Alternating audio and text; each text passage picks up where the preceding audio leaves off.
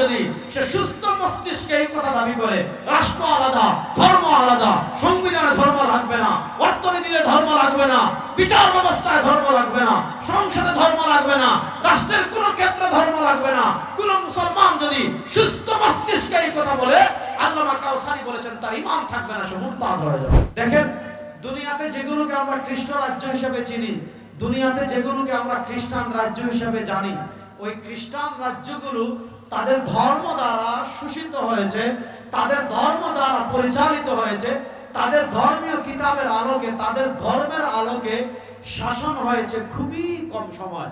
খ্রিস্টান রাজ্য শাসনে, খ্রিস্টান রাজ্য পরিচালনার জন্য খ্রিস্টান রাজা যারা ছিল, খ্রিস্টান সাম্রাজ্যের অধিপতি যারা ছিল, খ্রিস্টান রাজ্যের হর্তাকর্তা যারা ছিল, খ্রিস্টান রাজ্যের অধিপতি যারা ছিল, তারা খ্রিস্টান রাজ্য পরিচালনা একটা মৌলিক থিম দাঁড় করিয়েছে, একটা মৌলিক মূলনীতি দাঁড় করিয়েছে, সেটা হলো কায়সার, কায়সার, গির্জা, গির্জা।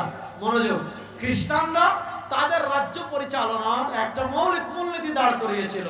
কায়সার মানে রাজ্য, গির্জা মানে গির্জা। কায়সার মানে যেখান থেকে রাষ্ট্র পরিচালনা হয়, আর গির্জা মানে যেখানে তাদের ধর্মীয় উপাসনা করা হয়। যেমন আমাদের ধর্মীয় উপাসনা নামাজ, আমরা নামাজ পড়ার জন্য মসজিদে যাই, ইবাদত করার জন্য মসজিদে যাই।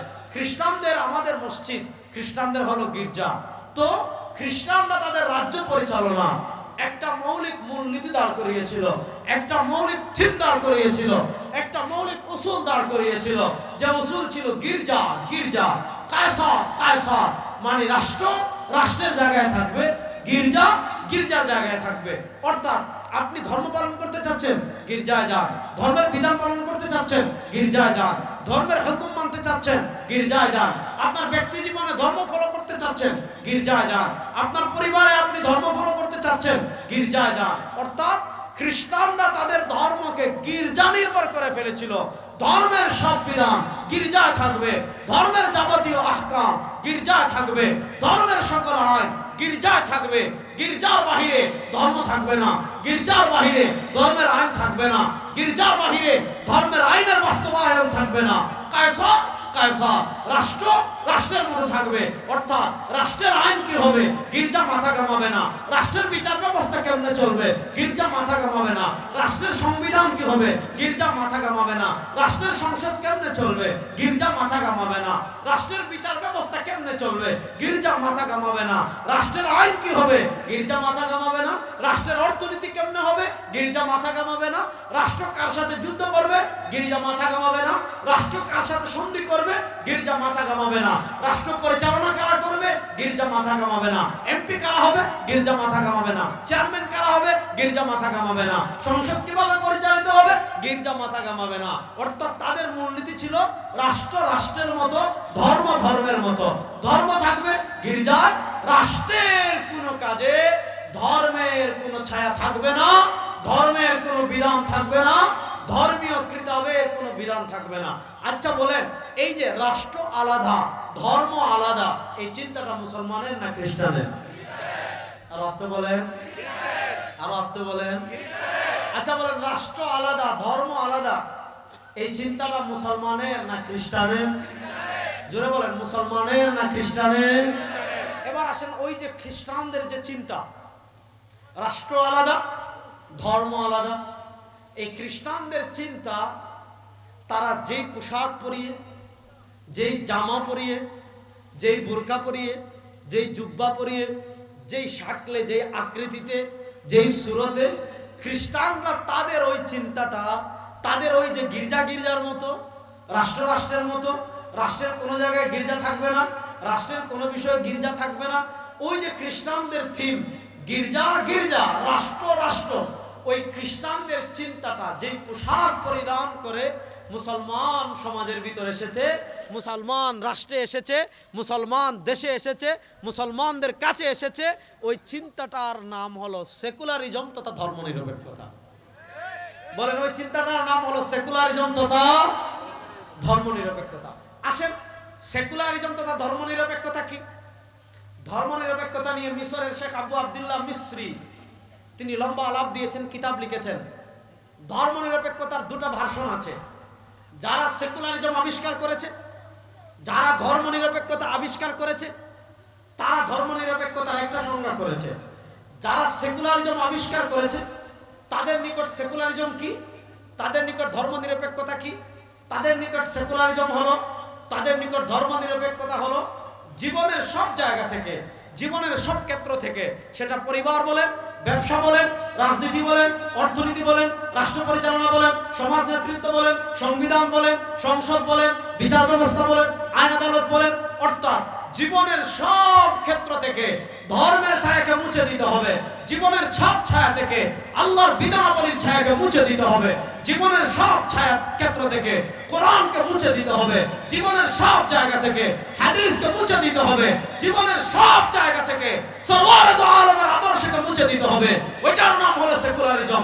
বলেন, ইসলাম কি এসেছে, কোরআন কি এসেছে জীবনের সব জায়গায় মুছে যাওয়ার জন্য না বিজয়ী হওয়ার জন্য? বলেন, ইসলাম কি এসেছে মুছে যাওয়ার জন্য? সেকুলারিজম বলে জীবনের সব জায়গায় ইসলামের ছায়া থাকবে না, কোরআনের ছায়া থাকবে না। আর ইসলাম বলে, কোরআন বলে লিইয়ুযহিরাহু আলা দ্দীনি কুল্লি হুয়াল্লাযী আরসালা রাসূলাহু বিল হুদা ওয়া দীনিল হাক্কি লিইয়ুযহিরাহু আলা দ্দীনি কুল্লি।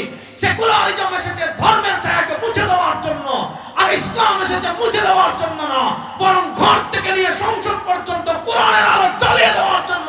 ইসলাম এসেছে পরাজিত হওয়ার জন্য।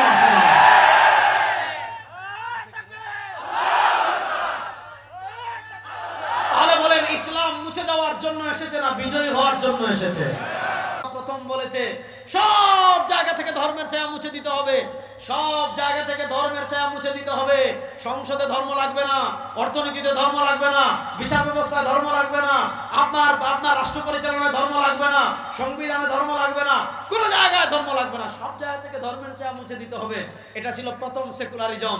তারপরে তারা দেখেছে এই সেকুলারিজম তো মুসলমান খাবে না, এই সেকুলারিজম মুসলমান করবে না, এই সেকুলারিজম মুসলমান বিশ্বাস করবে না, কারণ মুসলমান তো পরকাল বিশ্বাস করে, মুসলমান তো জান্নাতে যেতে চায়। এজন্য দেখা যায় যারা 2000 মানুষ এক সপ্তাহে মেরে ফেলে তারাও কিন্তু আমাদেরকে তাহাজ্জুদের গল্প শোনাইতো, শোনাইতো না? তাহলে মুসলমান তো ওই সেকুলারিজম বিশ্বাস করবে না, তাহলে কি করতে হবে? বলে মুসলমানদের ভিতরে একদল দালাল তৈরি করো। মুসলমানদের ভিতরে একদল দালাল তৈরি করেছে যারা সেকুলারিজমের আরেকটা সফট ভার্সন নিয়ে এসেছে, যারা সেকুলারিজমের আরেকটা সহজ ভার্সন নিয়ে এসেছে। সেই ভার্সন কি জানেন? ওই যে খ্রিস্টানরা বলেছে কায়সার কায়সার, গির্জা গির্জা, কায়সার কায়সার, গির্জা গির্জা, ধর্ম থাকবে গির্জায়, রাষ্ট্রে ধর্ম থাকবে না। ওই খ্রিস্টানদের চিন্তাটা আমাদের মুসলমানদের ভিতর তারা সেকুলারিজমের সফট ভার্সন দিয়ে দিয়েছে, যে বলে ধর্ম থাকবে খানকায়, ধর্ম থাকবে মসজিদে, ধর্ম থাকবে মাদ্রাসায়, ধর্ম থাকবে মাজারে, রাষ্ট্রে ধর্ম লাগবে না, অর্থনীতিতে ধর্ম লাগবে না, বিচার ব্যবস্থায় ধর্ম লাগবে না, সংবিধানে ধর্ম লাগবে না। আচ্ছা বলে, এই যে যারা এই কথা বলে ধর্ম থাকবে শুধু মসজিদে, আর কোন জায়গায় ধর্মের দরকার নাই, এই চিন্তাটা মুসলমানের না খ্রিস্টানদের? আসেন, এবার যদি কেউ এই কথা বলে যে রাষ্ট্রের ধর্ম দরকার নাই, অর্থনীতিতে ধর্মের দরকার নাই, বিচার ব্যবস্থায় ধর্মের দরকার নাই, সংবিধানে ধর্মের দরকার নাই, অর্থনীতিতে ধর্মের দরকার নাই, আসেন তার বিধান কি দেখেন। আমরা শুধু ঈমান ভঙ্গের কারণ জানি যে মাজারে সিজদা দিলে ঈমান যায়, মাজারে গিয়ে বাচ্চা চাইলে ঈমান যায়, পীরে তোমার অলৌকিক শক্তির অধিকারী মনে করলে ঈমান যায়, এগুলো আমরা জানি। আজকে আমি ঈমান ভঙ্গের আধুনিক একটা কারণ আপনাদেরকে বলে যাই। এই যে কিতাব আমার হাতে দেখতে পাচ্ছেন, এই কিতাবের নাম হলো মাকালাতুল কাউসারি। আমার উস্তাদ বর্তমান বাংলাদেশের সবচেয়ে বড় আলেম মাওলানা মোহাম্মদ আব্দুল মালিক হাফিজাহুল্লাহ, আমাদের জাতীয় মসজিদ বায়তুল মুকাররমের সম্মানিত খতিব, আমাদের জাতীয় খতিব, আমাদের জাতির খতিব, আল্লাহ তাআলা তাকে সুস্থতার সাথে দীর্ঘ নেক হায়াত দান করেন। আরে কিপটামি করে নামটা একটু জুড়ে পড়েন। মাওলানা মোহাম্মদ আব্দুল মালিক হাফিজাহুল্লাহ, তার উস্তাদ ছিলেন আমার দাদা উস্তাদ শেখ আব্দুল ফাত্তাহ আবু হুদ্দা রাহিমাহুল্লাহ। ইনি ইন্তেকাল করেছেন 1470 হিজরিতে। আর শেখ আব্দুল ফাত্তাহ আবু হুদ্দা রাহিমাহুল্লাহর উস্তাদ হলেন আল্লামা জাহিদ কাউসারি রাহিমাহুল্লাহ। উনি 1371 হিজরিতে ইন্তেকাল করেছেন।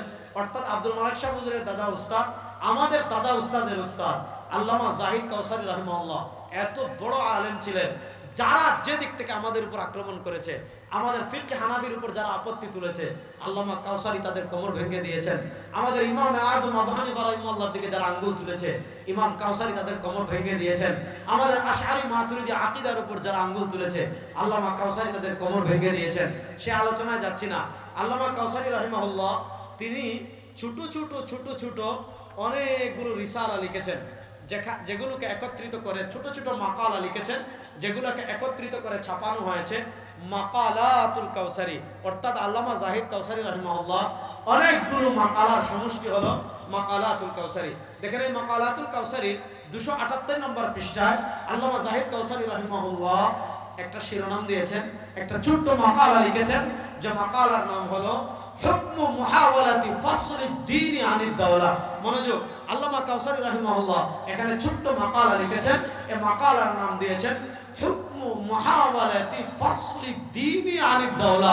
অর্থাৎ কোন মুসলমান যদি মনে করে রাষ্ট্র আলাদা, ওই যে সেকুলারিজম চিন্তা, কোন মুসলমান যদি মনে করে রাষ্ট্র আলাদা, ধর্ম আলাদা, ধর্ম থাকবে মসজিদে, রাষ্ট্র ধর্ম লাগবে না, রাষ্ট্রের কোনো ক্ষেত্রে ধর্ম লাগবে না, রাষ্ট্রের কোনো বিষয়ে ধর্ম লাগবে না, আল্লামা কাউসারি রাহিমাহুল্লাহ এখানে লিখেছেন হুকমু মুহাওয়ালাতি ফাসলিদ দ্বীনি আনিদ দাওলা। এখানে আল্লামা কাউসারি রাহিমাহুল্লাহ পরিষ্কার ভাষায় ফতোয়া দিয়েছেন, পরিষ্কার ভাষায় ফতোয়া দিয়েছেন যে ফাল মুসলিমু ইযা তালাবা বিমিসলি যালিকা ফি সালামাতি আকলিহি। কোন মুসলমান যদি সে সুস্থ মস্তিষ্কে এই কথা দাবি করে রাষ্ট্র আলাদা, ধর্ম আলাদা, সংবিধানে ধর্ম লাগবে না, অর্থনীতিতে ধর্ম লাগবে না, বিচার ব্যবস্থায় ধর্ম লাগবে না, সংসদে ধর্ম লাগবে না, রাষ্ট্রের কোন ক্ষেত্রে ধর্ম লাগবে না, কোন মুসলমান যদি সুস্থ মস্তিষ্কে এই কথা বলে, আল্লামা কাউসারি বলেছেন তার ঈমান থাকবে না, সে মুরতাদ হয়ে যাবে। তার ঈমান থাকবে না, সে কি হয়ে যাবে? বলেন না, তার ঈমান থাকবে না, সে কি হয়ে যাবে? মুরতাদ হয়ে যাবে। এবার বলেন, খ্রিস্টানদের এই যে চিন্তা রাষ্ট্র আলাদা, ধর্ম আলাদা, খ্রিস্টানদের যে চিন্তা রাষ্ট্র আলাদা, ধর্ম আলাদা, এমন চিন্তা কি আমরা মানি না? রাষ্ট্র বলেন ওই সেকুলারিজমকে আমরা বিশ্বাস করি? আমরা সেকুলারিজমের পিছনে 100 বার লাথি মারি। আমরা বলি ইসলাম শুধু মসজিদে থাকার জন্য আসে নাই, ইসলাম শুধু খানকায় থাকার জন্য আসে নাই, ইসলাম এসেছে ঘর থেকে নিয়ে সংসদ পর্যন্ত, বাংলাদেশের ঘর থেকে নিয়ে বিচার ব্যবস্থা পর্যন্ত, বাংলাদেশের ঘর থেকে নিয়ে সচিবালয় পর্যন্ত। ইসলাম বিজয়ী হওয়ার জন্য এসেছে, পরাজিত হওয়ার জন্য আসে না।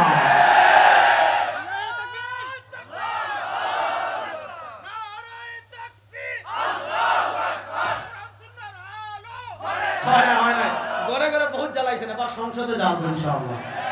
কোরআন সুন্নাহর আলো 52 বছর আমরা ঘরে ঘরে জ্বেলেছি, এবার ঘরে ঘরে জ্বলছে আলহামদুলিল্লাহ। এবার সময় এসেছে শুধু ঘরে না, সংসদেও জ্বালবো। রেডি আছো তো মুসলমান? ইনশাআল্লাহ এই কোরআনের আলোয় সংসদ আলোকিত হোক, আমরা চাই কি চাই না? আল্লাহ তাআলা কবুল করুক, সবাই বলে না আমিন। তাহলে বোঝা গেল সেকুলারিজম কখনো মুসলমানদের আদর্শ হতে পারে না, রাস্তে পড়ে। ধর্মনিরপেক্ষতা কখনো কোনো মুসলমানের আদর্শ হতে পারে না। যেই নেতা ধর্মনিরপেক্ষতার পক্ষে আহ্বান করবে, যেই লিডার ধর্মনিরপেক্ষতার পক্ষে আহ্বান করবে, যে আলেম ধর্মনিরপেক্ষতার পক্ষে কথা বলবে, যে পীর ধর্মনিরপেক্ষতার পক্ষে বাংলাদেশে কথা বলবে, তাদের চেয়ে বড় ইবলিস